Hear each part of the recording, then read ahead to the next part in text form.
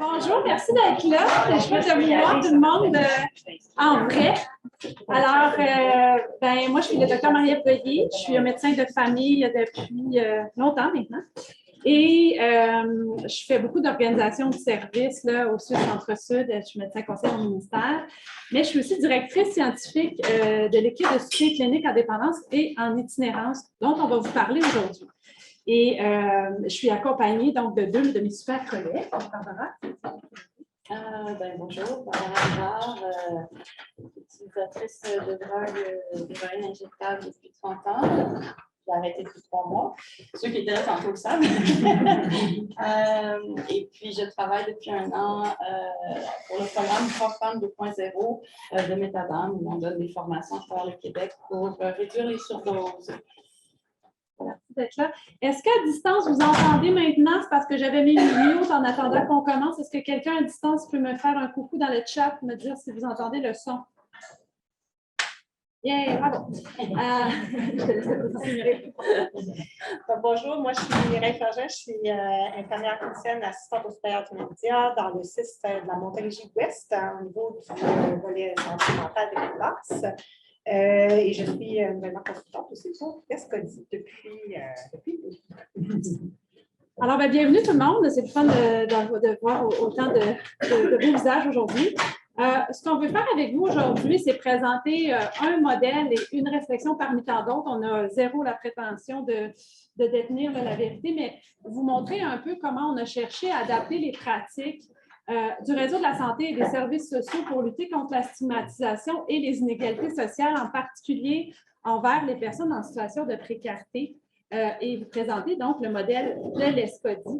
Nous n'avons pas de conflit d'intérêt ni l'une ni l'autre. Les objectifs qu'on veut regarder avec vous, c'est un peu utiliser mes deux super collègues pour parler de c'est quoi les grands enjeux rencontrés actuellement pour les personnes en situation de précarité dans le réseau de la santé et des services sociaux et d'avoir justement et la perspective des personnes qui sont desservies et la perspective des acteurs et de voir qu'est-ce qu'on fait avec ça et de vous présenter notre initiative là, à l'ESCODI, de vous présenter la parcelle que nous, on a essayé de répondre à. On va faire ça. Alors, Mireille, je te laisserai peut-être, dans le fond, commencer par un peu l'état de situation dans lequel on se trouvait quand il y a eu la création de l'ESCODI, qu'on se trouve encore à plusieurs égards. Là. Et puis après ça, on verra la perspective de Barbara.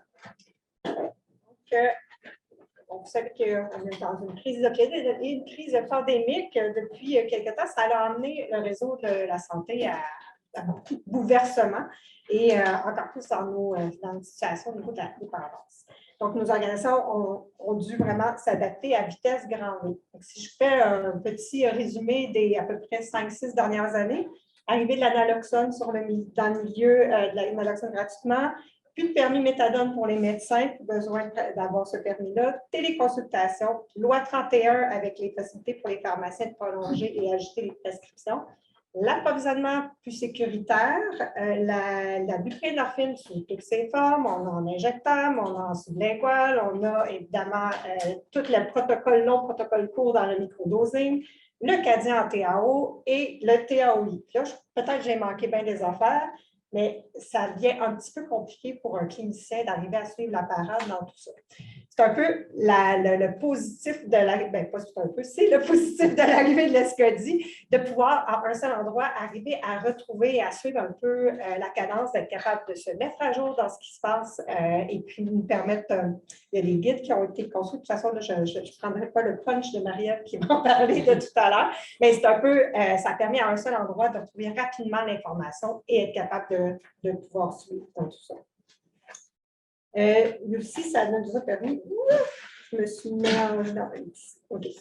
Ensuite, parler le même langage, la cohésion interprofessionnelle.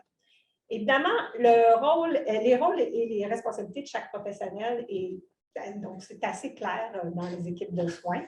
La petite difficulté, c'est qu'il y a eu justement beaucoup de changements dans les dernières années qui ont un petit peu provoqué des discussions qui peuvent être épineuses dans certaines équipes.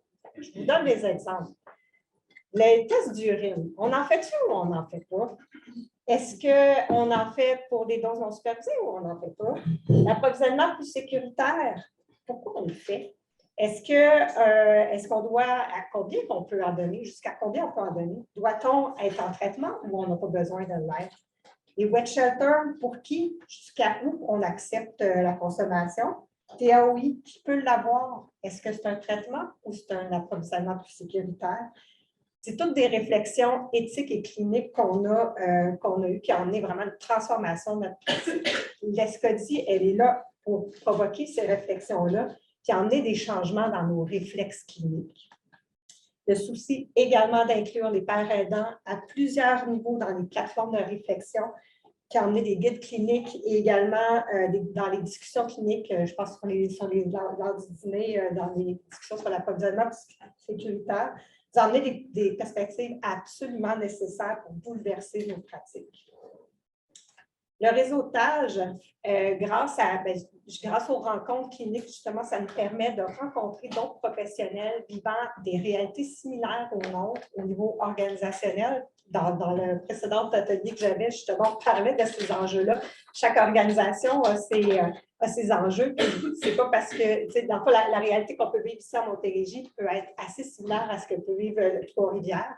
Et c'est quoi la création? En fait, c'est d'emmener un moment de pouvoir échanger ensemble et de voir un peu les stratégies que les autres ont utilisées pour modifier nos pratiques.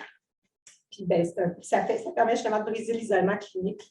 Puis c'est un peu grâce à l'ESCODI qu'on peut se permettre ces rencontres-là. Au niveau aussi, c'est ça, c'est quand on commence, quand on veut créer une clinique, moi, mon expertise est surtout en TAO, mais j'ai eu la chance de débarquer dans un CRD avec une solide expérience grâce à mon précédent employeur. J'avais avec des bons liens professionnels avec eux autres, ce qui a permis vraiment de créer une clinique qui avait des données qui partaient de données probantes, puis qui a été enrichissante, dans le fond, pas enrichissante, mais je veux dire, qui a été bénéfique, dans le fond, qu'on était prêt à embarquer là-dedans. L'enjeu, c'est que ce n'est pas la réalité de tout le monde. Des fois, on veut partir des cliniques parce qu'il y a un besoin, mais on n'a pas cette expertise-là. C'est un peu à ça que ça l'ESCODI permet de pouvoir soutenir ces organisations cliniques-là au point de vue, dans le fond, organisationnel et au point de vue aussi des cliniciens. Au niveau de l'itinérance et dépendance, mon dernier point, en fait, c'est que, bon, je ne vous apprends rien, mais on est quand même, malgré qu'on essaie de bouger des choses, on est encore dans les approches segmentées. On parle de première versus deuxième ligne.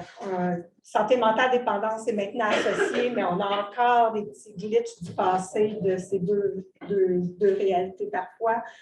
Santé physique versus toxicomanie. Et nos organisations n'ont pas le choix de se baser sur leur mandat pour pouvoir répondre aux besoins. Le client précaire, dans cette situation-là, c'est difficile pour lui de s'insérer. Donc, comment on peut demander à un client qui a de la misère à se déplacer, de devoir aller voir son hépatologue une journée, le lendemain d'aller voir l'infirmière qui va y faire ses prises de sang, d'aller voir son médecin de famille pour aller traiter son diabète, puis aller voir son médecin pour donner son TAO. Donc, à ce moment-là, l'ESCODI a parlé d'un panier de services minimal qui permet justement pour cette clientèle-là de tout avoir au même endroit le plus possible, puis ce qui permet justement à éviter à la personne de se promener d'un bord à l'autre, alors que dans le fond, c'est à nous un peu à s'adapter à sa réalité, non pas le contraire. Je pense que j'ai fait le tour. Merci. En fait, je vais reprendre certaines des choses négatives, mais de mon point de vue, du point de vue du patient, je vais donner quelques exemples. La première fois que j'ai poussé la porte d'un médecin pour demander de l'aide pour ma dépendance, je pense que quand on est rendu là, c'est que ça va mal. Dans mon cas, c'était le cas. Il y avait beaucoup de souffrance, beaucoup de stigmatisation, d'auto-stigmatisation, de dévalorisation, énormément de souffrance. Puis la demande, elle est confuse. Hein. Je pense que c'est... je ne sais pas trop ce que j'avais demandé au médecin quand j'ai ouvert la porte. C'était « aidez-moi à sortir de là ». En gros, c'était ça. Et si je parle de ça, c'est parce que je pense que ce qui est essentiel, c'est c'est la relation que les médecins ont avec les patients. Cette relation-là, elle est vraiment capitale pour la personne qui entre dans une telle détresse. Et il faut la soigner, il faut en prendre soin. Et l'anecdote que je veux partager est des doubles, c'est un exemple négatif et positif, dans le sens où on m'a tout de suite parlé de méthadone, mais dès qu'on a commencé à m'expliquer la méthadone, on m'a tout de suite dit, bien là, par contre, je vais t'aider, je vais te donner un traitement, mais il va y avoir des conditions, il faut que tu sois un bon patient, il faut que tu arrêtes de consommer. Puis en plus, je ne te croirais pas, je vais faire des tests de pipi. C'est ce qu'on me dit avant même que j'ai pris une seule gorgée de méthadone. On me dit, tu vas me mentir, il va falloir que je fasse des tests, puis il y a des conditions que je te soigne. Puis moi, ça ne se faisait pas mon cas, j'étais encore prof de philo à l'époque, puis je ne pouvais pas aller tous les jours à la pharmacie. Donc, qu'est-ce que j'ai fait? J'ai parlé avec mes compatriotes dans la salle d'attente, puis tout le monde m'a expliqué comment faire. On prend du pipi de notre voisin, de notre mère, du pipi pur, et on va à la salle de bain, puis on le chauffe pour que ça ait l'air de la température qu'il faut.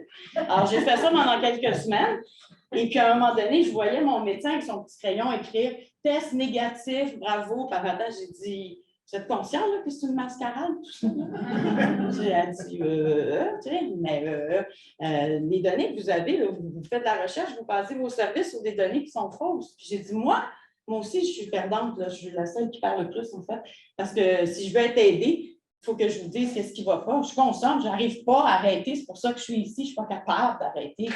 Mais je peux-tu dire la vérité? Puis il s'est passé ce qui va se reproduire 3-4 fois dans ma vie. Quand tu regardes quelqu'un droit dans les yeux comme ça, puis que tu lui dis ça, tu veux-tu qu'on continue à jouer cette game-là de mensonge? Tu veux-tu qu'on soit dans le vrai? Veux-tu qu'on fasse quelque chose de réel, là, que tu m'aides vraiment? Puis la personne, elle a dit oui, elle ne peut pas me dire non. Puis c'était comme ça, mais je dis on arrête, par contre, tu ne m'enlèves pas ce qu'ils appellent des privilèges. Hein? Si je te dis que je consomme, tu ne vas pas me dire ah, ben là, il faut que tu ailles 7 jours par semaine à la pharmacie. Non, il n'y a pas de punition. On ne joue plus à ça. Alors, ça a été comme ça, mon introduction à la méthadone. Puis, j'ai dû changer de médecin à quelques reprises. Puis, j'ai refait ma petite histoire à plusieurs reprises et ça a fonctionné. Moi, je crois beaucoup, je disais ça à la pause à quelqu'un tout à l'heure, aux rencontres réelles, quand il peut se passer quelque chose entre un médecin et un patient. Mais ceci dit, ça prend, on ne peut pas faire ça un à un, d'où l'importance de mettre en œuvre des outils comme l'Expédie fait pour amener les médecins à prendre conscience de ce qu'on vit et de nous intégrer et de nous permettre de prendre la parole. Autre anecdote, on me dit à la clinique où j'étais, où j'avais mon médecin prescripteur, à un moment donné, on me dit, ben là, je ne pourrais plus te soigner, tout ce qui ne touche pas ta dépendance, je ne te soigne plus. Il faut que tu trouves un médecin de famille.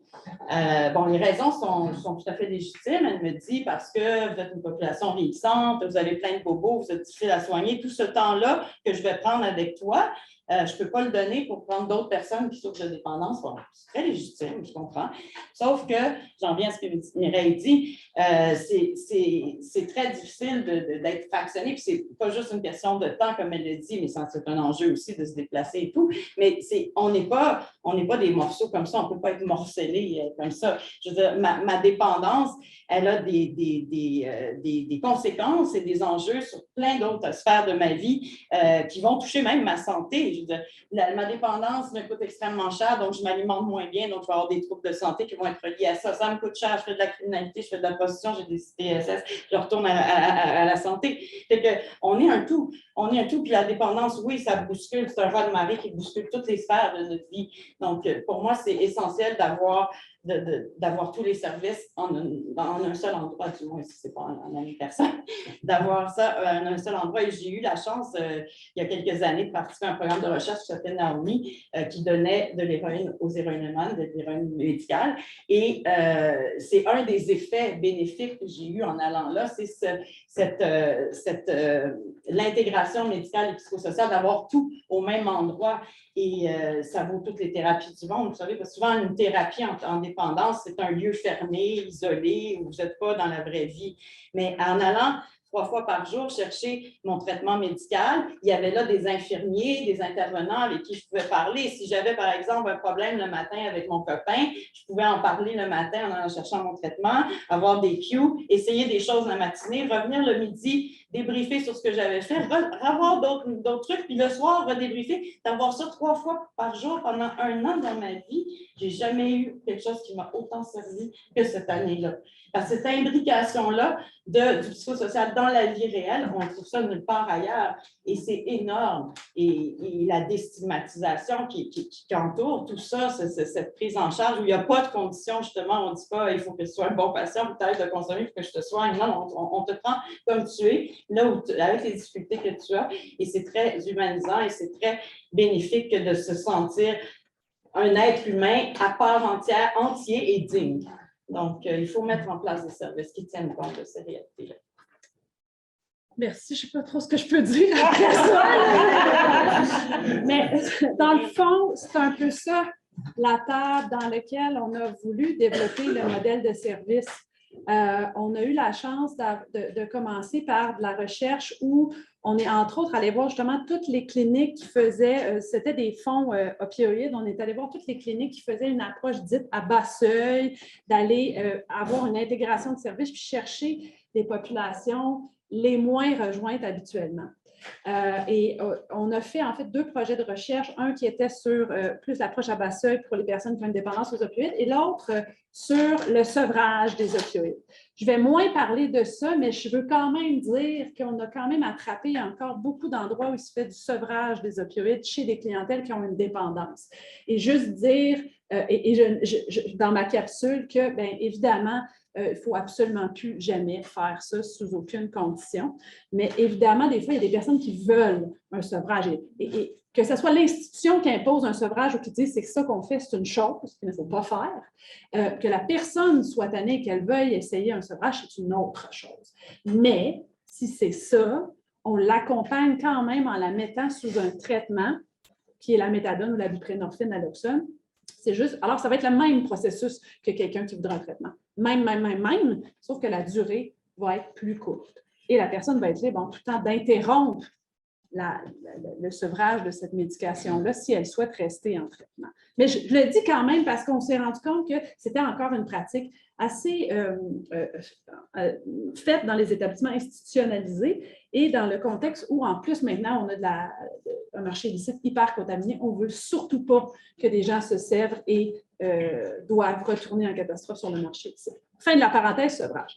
Ces 2 projets de recherche-là ont amené 10 recommandations sur la prise en charge du trouble lié à l'usage des opioïdes.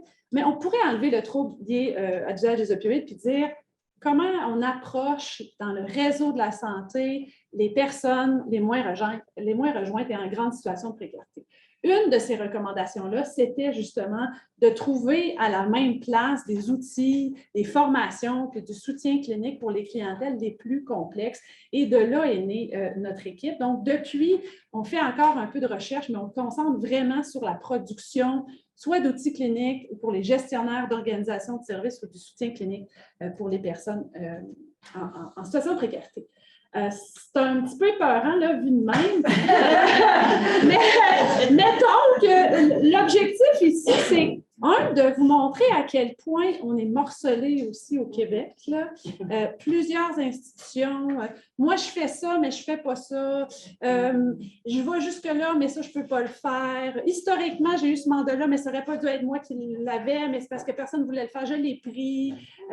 C'est la vie. C'est là qu'on est. Mais les besoins sont au milieu. On a besoin de mentorat et de soutien clinique. On a besoin de formation initiale et de transfert des connaissances. On a besoin de formation, c'est bancs d'école. On est en 2022. Un médecin, une infirmière, un pharmacien peuvent sortir de l'école et avoir nos clous de quoi faire en dépendance puis en itinérance. C'est quand même perturbant. On a besoin de lignes directrices et de guides de pratique, juste pour ceux qui sont pas dans le système de la santé. Au niveau médical, pharmacien puis nursing, c'était les autres professionnels qui faisaient les lignes directrices jadis. Puis à un moment donné, ils ont dit, ce n'est pas notre mandat. On n'est pas des experts. On est là juste pour vous dire danger, pas danger, vous pouvez faire ça, c'est illégal, pas légal. Fait qu'ils se sont désinvestis. Là, on s'est retrouvés dans un twilight zone où on n'avait plus de lignes directrices. D'ailleurs, il n'y a pas eu de ligne directrice en douleur depuis, parce que les ordres ont arrêté de les faire. Et à l'ESCODI, on a ramassé la ligne directrice opioïdes, wet shelter, etc., parce qu'il y avait un vide.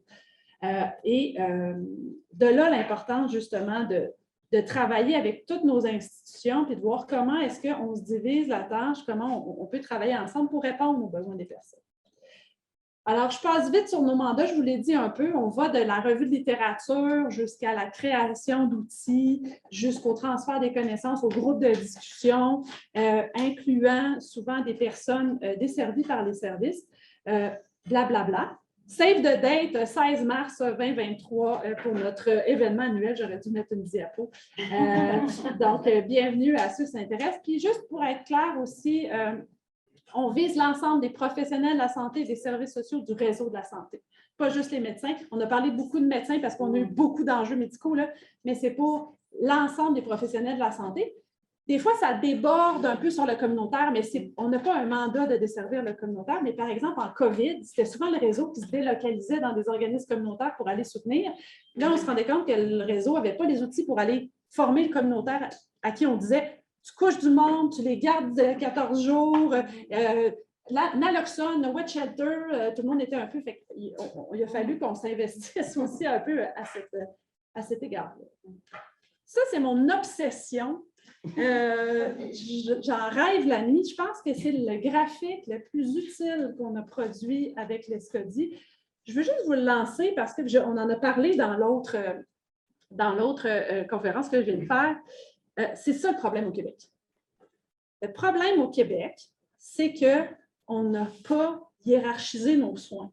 On a eu des soins qui ont poussé, là je parle du réseau de la santé, mais le communautaire en souffre démesurément. On n'a pas... Les choses ont poussé là un peu historique. On n'a jamais fait une trajectoire claire de plus que tu es malade, plus que tu montes dans les services, puis plus qu'on va t'offrir des services, comme tu disais, Barbara, intégrés de style one-stop shop. C'est même le contraire qui est en train d'arriver. Plus tu es malade, moins tu as de services, plus on te met dehors, puis plus on te pousse dans le communautaire. Dans le communautaire, on est même rendu à demander aux communautaires de faire des soins palliatifs, des soins de plaie, du cancer, némite, puis on sac ça en dehors de l'urgence, puis teint-toi, organise-toi avec ça. Il y a quelque chose qui ne fonctionne pas. Donc, il y a vraiment quelque chose dans un principe d'équité dans notre réseau de la santé qui est très, très aigu en dépendance, où, normalement, plus tu es malade, plus on devrait te prioriser dans les soins de la santé. Remarquons que c'est l'inverse qui est en train d'arriver. On prend les moins malades et les plus organisés en premier. C'est ceux qui sont le plus bienvenus, c'est ceux qui ont le plus d'accès aux soins, et c'est les plus malades qui sont mis de côté. Ça ne fonctionne pas. Donc, comment est-ce qu'on peut revoir? Et peu importe la littérature que vous allez regarder, vous allez toujours tomber à peu près sur quelque chose qui finit par ressembler à ça.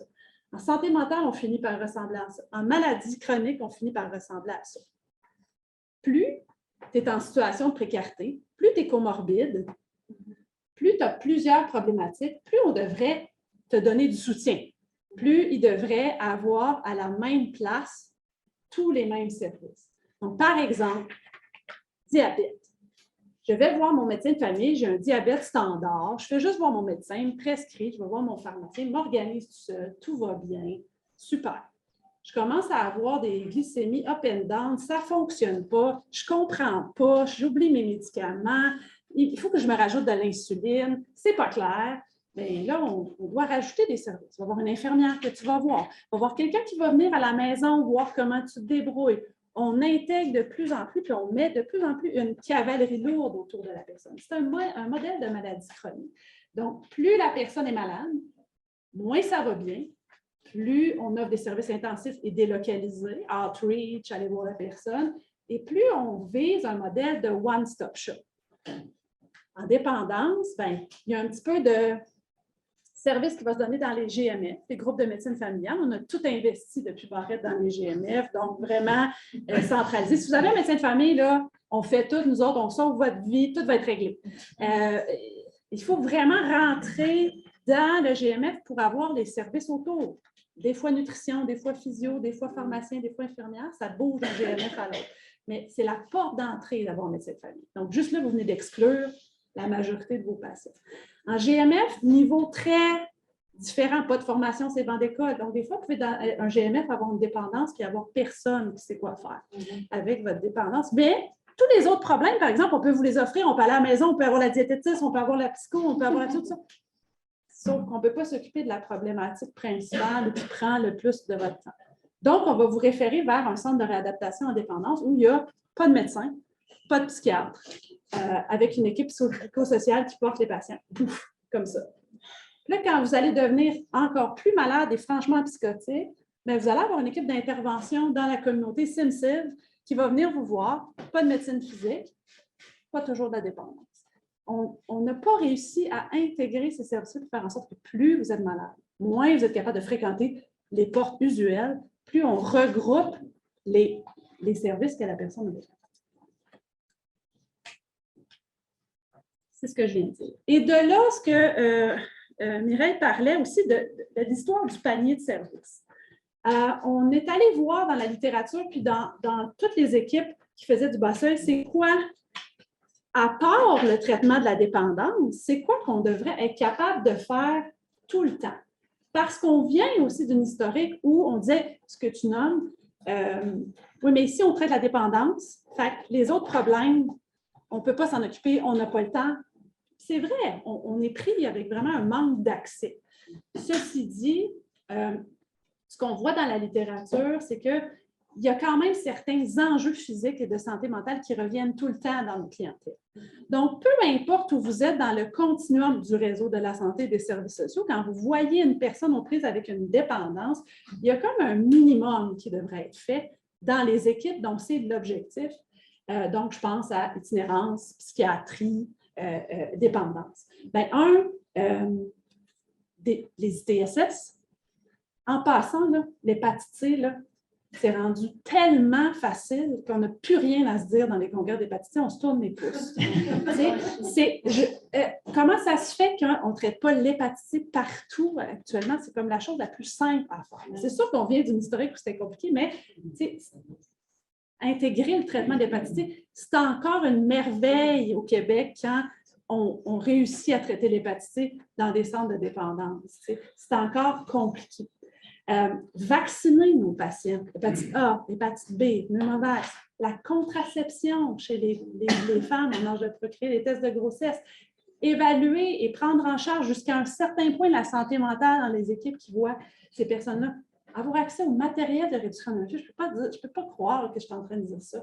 Avoir accès au matériel de réduction de méfaits dans des centres de réadaptation en dépendance, des bandelettes de fentanyl, des trousses de naloxone dans les endroits qui voient les personnes. C'est un minimum. Là, tu sais, c'est comme clair maintenant. On ne peut plus. Oui, mais nous, on n'est pas tout à fait à l'aise avec ça. Tu sais, le passé de l'approche punitive, là, tu sais, non, c'est un minimum. C'est evidence-based. On a de la science derrière ça. Naloxone. Il y a des patients encore qui fréquentent les urgences en surdose sévère, qui arrivent bleus comme un bleuet, qui sortent, pas de trousse de naloxone, pas de traitement. 2022 au Québec. On essaie de voir un peu c'est quoi la base. Et le matériel, quand on parle de matériel, on parle de naloxone, on parle de distribution de matériel, pas juste pour l'injection, mais aussi pour la consommation de crack, etc. Mais aussi d'être capable de pister la personne sur les ressources dans le communautaire qui peuvent l'aider quand nous, on a une intervention ponctuelle et qu'on ne suivra pas la personne. Et on a aussi quand même voulu pister le panier élargi. Fait que quand vous êtes plus loin dans le spectre en haut, là, quand vous êtes une équipe qui a comme mandat de voir des populations en situation de précarité. Donc là, je parle justement CIM, CIV, Centre de réadaptation en dépendance, équipe spécialisée en TAO, etc. On s'est rendu compte aussi que l'offre de services était très disparate d'une région à l'autre, que les gens ne savaient pas trop ça, on doit-tu le donner, on doit-tu pas le donner. Si vous voyez de la clientèle qui a vraiment de la difficulté à ne pas à être morcelée, à aller consulter à 2, 3, 4 places, bien, on pense qu'il se rajoute effectivement le outreach, mais l'accompagnement aussi. L'accompagnement pour aller au rendez-vous, en cours, faire les démarches pour les papiers, les soins de santé des premières lignes, la cellulite, l'abcès, les infections courantes, les prises de sang sur place, juste avoir des prises de sang pour certaines personnes, puis avoir à prendre le rendez-vous, avoir sa carte RAMQ, attendre le rendez-vous, y aller, on manque plein de monde. La réponse aux besoins de base. Donc, aller vers de l'accès au logement, soutien à l'alimentation, le processus allégé pour la RAMQ. Plusieurs des équipes encore au Québec ne savent pas que quand vous avez des personnes en situation d'itinérance, on peut avoir un bypass pour faire la carte RAMQ. C'est tellement un facteur limitant d'accès aux soins pour nos patients. L'enseignement sur la consommation à moindre risque, c'est une connaissance qui est dans le communautaire. On n'a pas cette connaissance-là dans le réseau de la santé. Comment j'enseigne à quelqu'un les techniques d'injection? Comment je regarde les patterns de cette personne-là? On n'a pas d'enseignement là-dessus. Et le traitement du VIH, du VIH et la prophylaxie, pré-exposition pour le VIH. Qui a vu dans sa vie une personne qui avait eu de la PrEP, pas parce que c'était un homme qui a des relations sexuelles avec des hommes. C'est quelqu'un qui consomme par injection. Avez-vous déjà vu ça de la PrEP chez personne? Fait ça. Alors que probablement, il y a des indications, peut-être pas chez tous nos patients, mais effectivement, c'est encore une fois une pratique qui n'a pas du tout été, alors qu'il y a beaucoup d'évidence. Je m'accélère un peu, mais l'autre chose sur laquelle on est tombé dans nos recherches, qui, encore une fois, vous ne tomberez pas en votre chaise, mais remarquons collectivement que c'est là où on est vraiment rendu. Encore, là, ça, c'était avant la pandémie. C'est devenu 2000 fois plus vrai depuis la pandémie. Pour offrir des services de qualité aux personnes en situation de précarité, les équipes qui offrent le traitement ont besoin de formation, de guides, d'outils, de mentorat, mais ils ont aussi besoin de réunions d'équipes interdisciplinaires et de soutien clinique. On a besoin de prendre soin de nos équipes. Nos équipes sont souffrantes, sont surchargées, ça roule, c'est vraiment complexe. Fait qu'il va falloir, en 2022, après la COVID, avoir une obsession constante de soutenir la stabilité des équipes, le confort psychologique de nos équipes. C'est là où on est rendu. Puis, petite parenthèse pour vous dire qu'on a commencé vraiment en poussant des milliards d'outils, puis de formation, parce qu'on partait de loin, il y avait beaucoup de retard. Mais plus ça va, là, plus on est rendu à faire du soutien de type comment ça va, comment je me sens dans mon équipe, comment je me sens comme personne, puis est-ce qu'aujourd'hui, j'ai la capacité de prendre soin d'une personne vraiment complexe devant moi, avec tout ce que je vis et tout ce que je porte sur mes épaules. C'est là qu'on est rendu dans le réseau. Il va falloir peut-être balancer un tout petit peu plus vers le soutien personnel de nos intervenants versus la formation. Voilà. Et donc, je vous mets vite, mais vous irez voir là, sur notre site, il y a beaucoup de choses qui ont été publiées. Et l'objectif, c'est toujours d'avoir un écrit, un transfert de connaissances, mais aussi après une espèce de service après-vente pour l'interprétation, parce que c'est pas parce que je l'ai lu que quand la personne est devant moi, ouais, OK, je comprends, mais là, je l'ai en donne dessus, comment ça fonctionne dans ce cas précis-là. Porter votre attention effectivement sur tout le volet d'implantation du Safer Supply au Québec, l'approvisionnement plus sécuritaire qu'on a déguisé jadis dans les mots pharmacothérapie de remplacement. Ça veut dire Safer Supply. Okay? Mais c'est juste qu'on était en COVID et que là, il fallait qu'on soit politiquement correct. Comment, effectivement, l'implantation de l'utilisation du Cadian, de la morphine 24 heures, qui était vraiment une pratique qu'on ne faisait pas du tout au Québec, puis ça a tellement donné d'air à plusieurs de nos patients qui étaient à bout de la méthadone.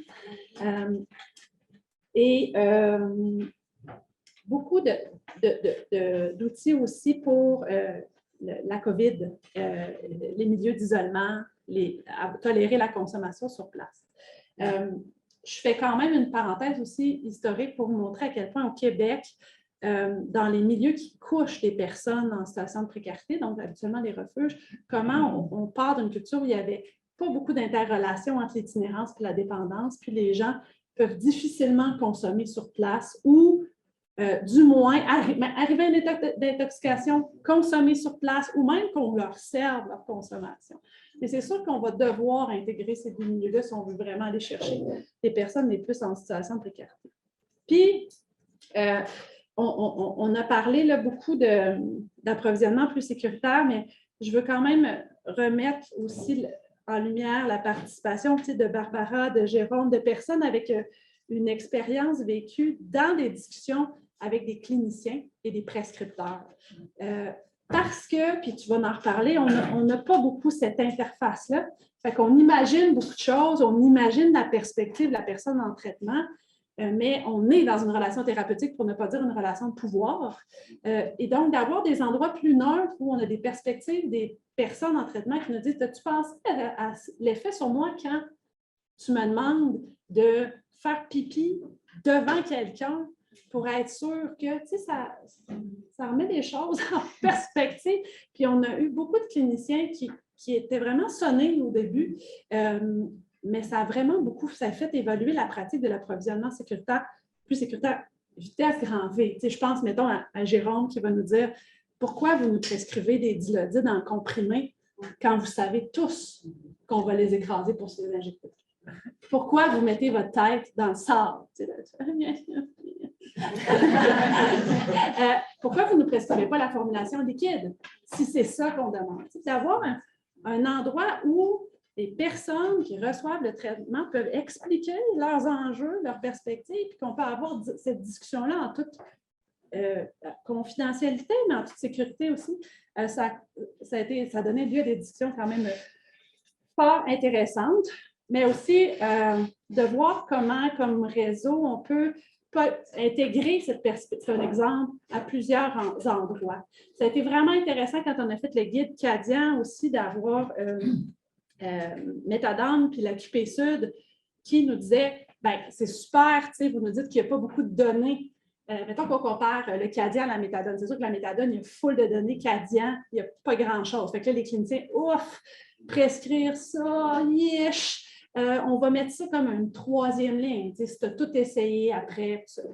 Mais quand tu as des usagers à table qui te disent « Excuse-moi, mais tu as rendu compte des effets que si tu positionnes ça comme une troisième ligne, tu nous fais vivre, tu perds plein de monde, on est dans la crise des surdoses. Es-tu vraiment sûr que tu veux écrire ça? » Ça change vraiment, puis ça a changé complètement la force de notre recommandation parce que dans les méthodes qu'on utilise pour faire des guides, il n'y a pas juste la qualité des données scientifiques. Il y a aussi des principes d'équité, de faisabilité, de risque qu'on peut intégrer et qui ont permis de bouger comment on a recommandé le Cadian, qui est maintenant sur la même ligne que la méthadone. On pourrait commencer le Cadian chez quelqu'un qui n'a jamais rien essayé, puis ça, c'est grâce à la méthadone et à la QPC. Fait que je m'arrête là-dessus. Perspective d'avenir, mesdames. Je n'étais pas prévue dans mes points, mais je voulais juste te dire quelque chose, puis je trouvais ça super intéressant. Je sais qu'il y a eu beaucoup le souci de l'éthique embarquée avec l'ESCODI et je me souviens de la dernière rencontre l'année passée, qu'il y avait une éthicienne qui était venue présenter je ne veux pas la classer bien dit, mais c'était de... C'est pas qu'elle disait ça, c'est de ne pas nuire. Dans le fond, c'est de traiter, mais l'objectif, ce n'est pas de nuire à la personne. Puis, je trouve ça vraiment intéressant. Puis, il manque ces outils-là de réflexion. On n'a pas le temps, justement, de prendre soin de soi. C'est quoi nos valeurs? Où est-ce qu'on se positionne? Puis, ma petite parenthèse que je vais rajouter. Qu'est-ce qui reste? Il y a bien des choses qui restent, mais voici ceux que j'ai identifiés qui peuvent être super intéressants. Il y a des choses qui ont déjà été nommées dans la présentation de Marielle. On a beaucoup parlé des opioïdes et il faut continuer à en parler, il ne faut pas arrêter, absolument pas. Mais il y a plusieurs guides qui sont rendus, à mon sens, des références pour les opioïdes. Je pense qu'il serait intéressant d'ajouter ça aussi aux autres dépendances, je vais le mettre plus général, pour pouvoir guider les intervenants, puis un peu d'avoir une espèce de cohérence clinique provinciale. Si on fait à peu près des choses similaires, ça peut être intéressant. C'est une des choses que je pense qui peuvent être intéressantes. Le panier minimal de services ou même le panier élargi, on parle du TAO, mais à mon sens, la marginalisation, la désaffiliation et la désorganisation sociale, ce n'est pas juste l'apanage du TAO. Je pense qu'il y a d'autres toxicomanies qui pourraient bénéficier de ce panier-là de services. Donc, moi, je pense que ça serait intéressant que ça soit élargi. Et là, évidemment, on parle de changement de paradigme dans les organisations cliniques. Au niveau de la fluidité, la trajectoire, comment est-ce que je vais dire? On va dire comme ça. Ah oui, erreur de fluidité de la trajectoire. Le TAO, il est offert à plein d'endroits, les GMF, les CRD, cliniques spécialisées, les hôpitaux. Je pense que j'ai fait le tour d'à peu près tout le monde. Il y a des enjeux de fluidité, de prise en charge au niveau du théâtre. Il y a des listes d'attente parce qu'il manque de personnel, parce qu'il manque de médecins. C'est tout un enjeu. Comment arriver, ce qui serait intéressant, c'est d'arriver à réfléchir à une stratégie pour permettre un maintien, un accès rapide, le plus rapide possible pour des gens qui ont des besoins. Et enfin, c'est ça, Marie, elle en a parlé tout à l'heure. Tu as volé mon punch, mais c'est pas grave, je vais Non, c'est correct, je vais juste surajouter. Je trouve que c'est super important. Je pense que ça a été beaucoup intégré au niveau des collèges des médecins, pas des collèges des médecins, mais des programmes universitaires au niveau des médecins, des formations davantage sur la dépendance. Mais là, ça serait intéressant que ça soit vraiment dans les cursus universitaires. Je sais qu'il y a des certificats en toxico, des maîtrises, mais l'idée, c'est de le faire à même les organisations académiques parce que je pense que si on pèse davantage, si on réfléchit davantage avec la réduction des méfaits de réflexion éthique, nos cliniciens sur le terrain vont faire probablement beaucoup moins de stigmatisation, moins de... les gens vont être mieux accueillis dans leur ensemble. Moi aussi, je voulais parler des bancs d'école aussi. Je trouve ça assez... je pense que quel que soit le changement, les difficultés qu'on a dans une société, ça passe par l'éducation. Hein, on n'y échappe pas. Puis je suis vraiment scandalisée d'apprendre qu'il y a très peu, sinon presque pas, tu disais, de cours d'heures consacrés un cursus commun d'un futur médecin, ça me dépasse. Je ne sais pas s'il y a des choses qu'on pourrait faire. On parlait d'intégrer. Je pense qu'en France, ils font ça sans certaines maladies ou quoi que ce soit. Ils forment des patients formateurs qui viennent donner des cours dans les départements de médecine, dans certaines universités. Ça pourrait être une façon d'amener les futurs médecins à avoir une perspective plus éthique. Le fait d'avoir rencontré, on parlait de rencontres réelles, je reviens toujours, mais de rencontrer quelqu'un réellement, je pense que ça peut faire une différence. Des bibliothèques vivantes aussi, ceux qui ne connaissent pas le concept de bibliothèque vivante, c'est au lieu d'un livre, ce sont des individus qui sont là, qu'on peut emprunter pour quelques heures.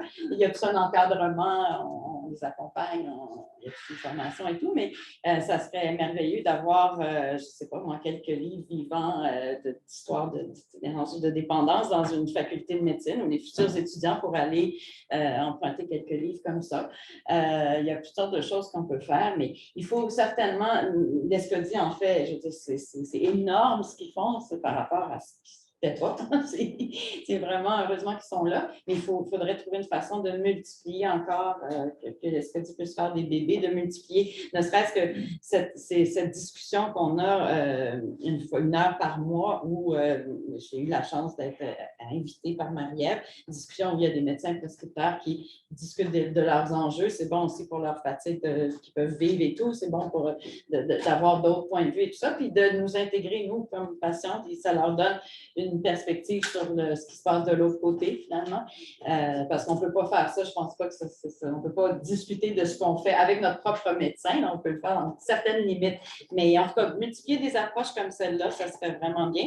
D'intégrer des pairs dans le réseau, je ne sais pas si c'est une question que je lance, je ne sais pas si le réseau est prêt à le faire. Ce matin, on parlait d'intégrer des pairs, des gens qui souffrent de dépendance dans des milieux communautaires, dans des emplois. Je ne sais pas si le réseau de la santé est prêt à accueillir des pairs qui pourraient accompagner certaines interventions et aider dans le milieu hospitalier. Ce serait chouette. Deux choses, puis après, il va nous rester un bon 10 minutes pour discuter. Juste faire un petit coup, lever mon chapeau à Alexandra de Kiewit. Ça faisait 8 ans que je donnais des cours avec Alexandra aux étudiants en médecine sur les bancs d'école où elle parlait de sa perspective, où on les challengeait. Ça a été vraiment un gros game changer pour plusieurs étudiants d'avoir accès à cette personne-là, que je remercie beaucoup, que je trouve ça très difficile qu'elle soit disparue. De revenir aussi sur ce que tu avais écrit, Barbara, l'humanité commune. C'est quand même fou qu'on est obligé de se rendre à dire ça. Puis j'ai dit ça dans ma précédente conférence qui était sur la douleur chronique chez les personnes âgées, et qu'on finit tout le temps par retomber là-dessus parce que, autrement dit, c'est tout le temps la stigmatisation, l'enjeu. Puis dans l'autre conférence, on disait, ouais, mais là, comment on intègre des services? C'est compliqué, là, former quelqu'un en douleur, personnes âgées, santé mentale, itinérance, dépendance, ça fait peur. Mais je pense qu'il faut faire attention de ne pas trop tomber dans ce piège-là. Oui, il manque vraiment de formation au Québec, puis c'est ce qu'on a essayé de faire. Mais là qu'on a fait ça, on est rendu avec l'ESCODI, avec vous, à se dire qu'il faut revenir à la base de l'humanité commune. Comment j'entre en relation avec une personne, comment elle se sent bien chez moi, reçue, respectée. Puis franchement, là, le reste, c'est pas si tant important. Puis, ouais, point.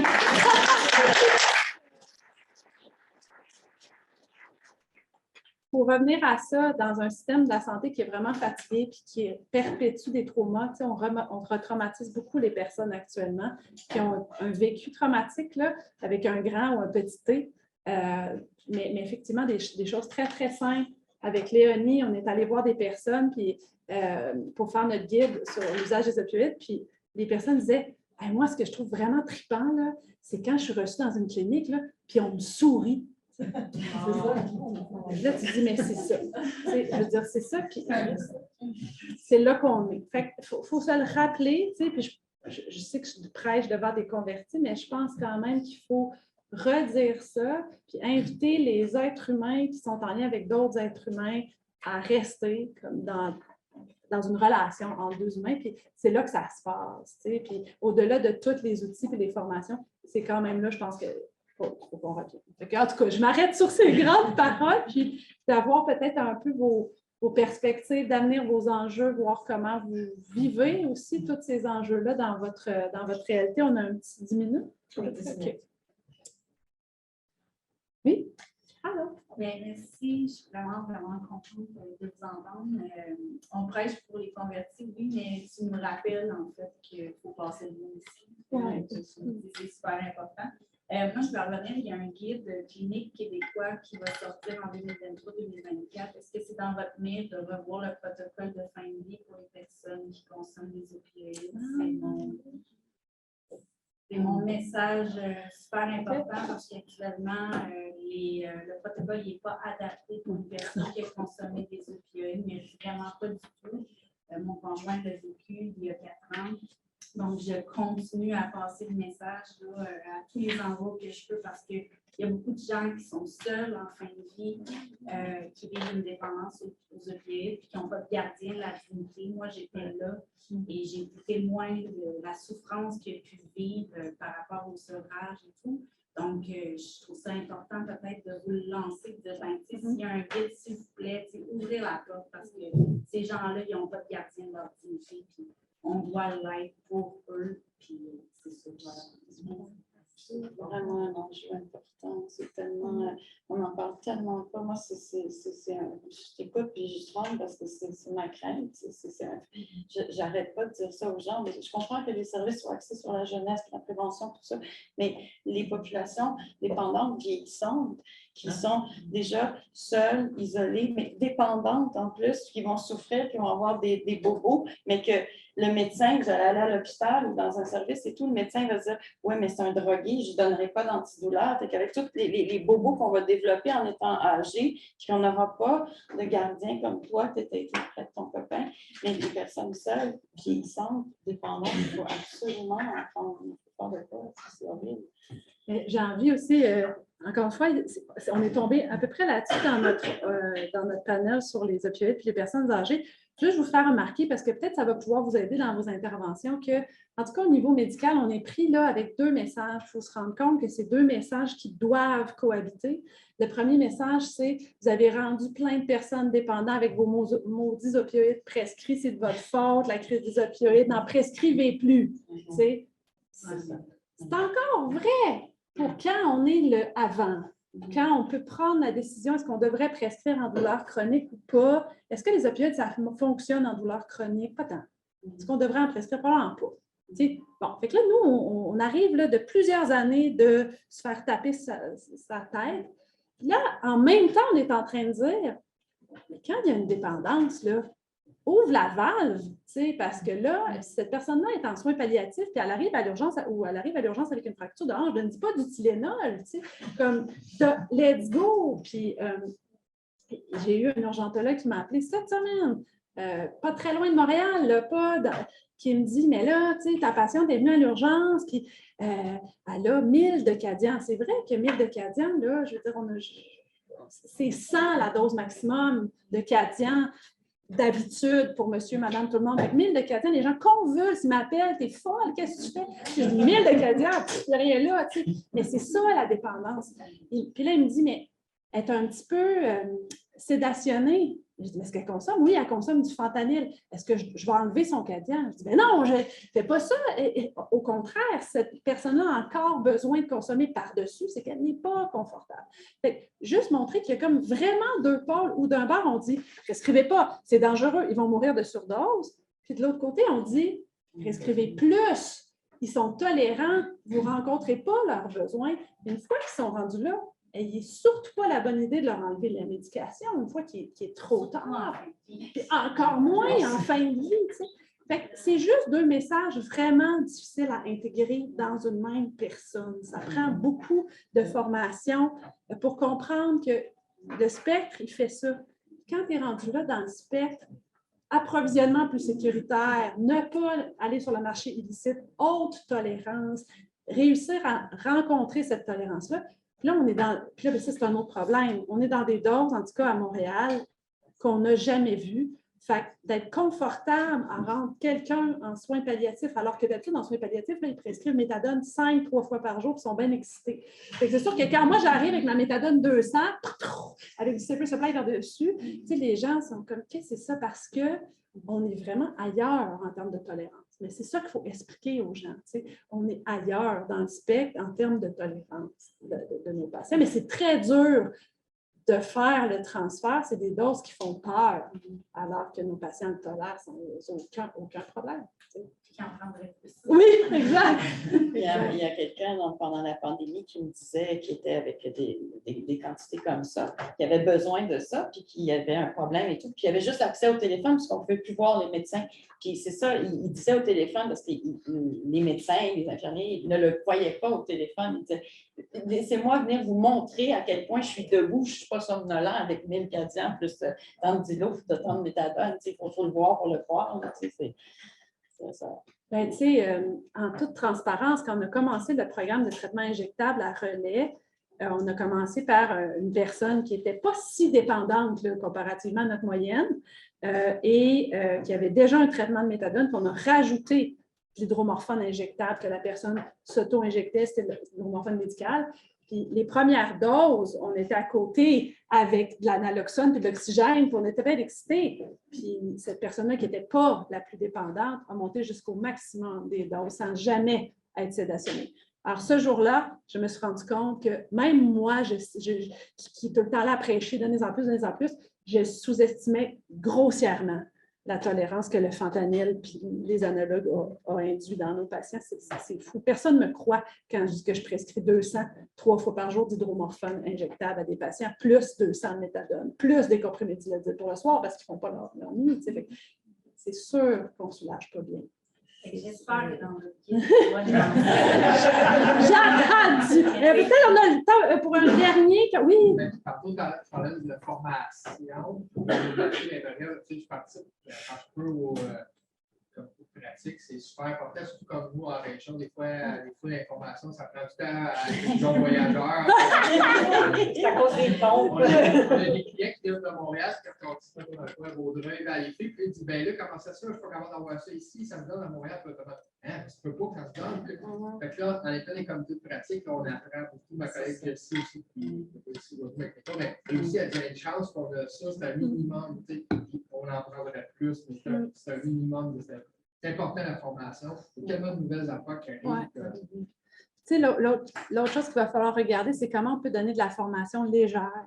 Ce à quoi tu fais référence, c'est des groupes de discussion midi. Là. Genre, vous arrivez en mangeant votre lunch, la bouche pleine, on se log sur Zoom, puis on jase de qu'est-ce qui vient. Puis ça a permis autre chose. Puis ce qu'on se rend compte, c'est que la lourdeur que ça demande de la formation aussi, on n'a pas le temps ni la capacité tout le temps de l'absorber parce qu'on est pris comme clinicien. Fait que de voir comment on va repenser la formation continue pour la faire le plus légère possible. Il y a comme quelque chose là qu'on n'a pas trouvé encore dans le contexte actuel qui va être intéressant. Il reste 1 minute. Oui, il y a des En fait, j'avais oublié, en plus, je regardais l'ESCODI. Je pense qu'il manque un petit C à la fin de l'ESCODI. Oui. De l'ESCODI. On ne dit pas non. Parce que les personnes différentes et sont incarcérées. Donc, mais à la fois, comment on va adapter. Puis j'ai beaucoup aimé votre témoignage. Quand je le dis, nous, en carcéral, on a 3 acteurs. Il y a le réseau de la santé maintenant qui est là. Il y a les individus, les personnes qui sont incarcérées. Il y a le ministère de la Sécurité publique qui vit dans un autre paradigme. Et on doit faire face à des enjeux de camouflage, de trafic, du personnel qui est nouvellement arrivé en contexte carcéral parce que le transfert, ça date pas de si longtemps, donc besoin de formation, des médecins qui sont là, qui n'ont pas toute la même... en fait, qui ne sont pas formés peut-être, pas la même habilité ou c'est ça, à prescrire cette médication-là, mais en même temps, tout le stigma carcéral. Oui. Carcéral, complètement, on part de loin. Oui. Alors, dans le fond, ta question, c'est comment on transforme des milieux de pratique. Puis ben, une des choses qui fonctionne, c'est d'endosser des nouvelles lignes directrices, d'avoir une formation à l'entrée obligatoire, de faire du soutien continu, d'avoir des discussions avec les gens sur leurs cas problématiques, d'adapter des protocoles pour que ça devienne une nouvelle norme. C'est long, mais ça fonctionne parce que quand même, on a encore du retard au Québec, mais comme Marie-Louise le disait en entrée de jeu, on a rentré le Cadian, on a rentré l'injectable, on a rentré l'analoxone, on a rentré le Safer Supply, on a rentré des nouvelles affaires. Les collèges ont arrêté de nous dire qu'on devait faire du dépistage urinaire. Ils nous ont permis de donner des doses à emporter. On a bougé. Ça peut se transformer. Jamais à la vitesse que je le souhaiterais, mais ça bouge. Puis effectivement, c'est souvent une approche multimodale qui va fonctionner. Mais je pense que le partenaire de l'esprit n'aura pas de si on ne fait pas évoluer la pensée là, ben, ça va être difficile. Quand on a des gars qui arrivent qui sont bloqués, toutes sortes d'affaires qui se passent. Les cliniciens, je pense, des fois, ont une réticence peut-être à cause de ça. Quand tu sais que ton gars, il se fait taxer, il se fait la gueule parce que là, il va qualifier, il n'est pas soulagé dans ce temps-là. Merci beaucoup tout le monde. Vous l'avez. On vous attend.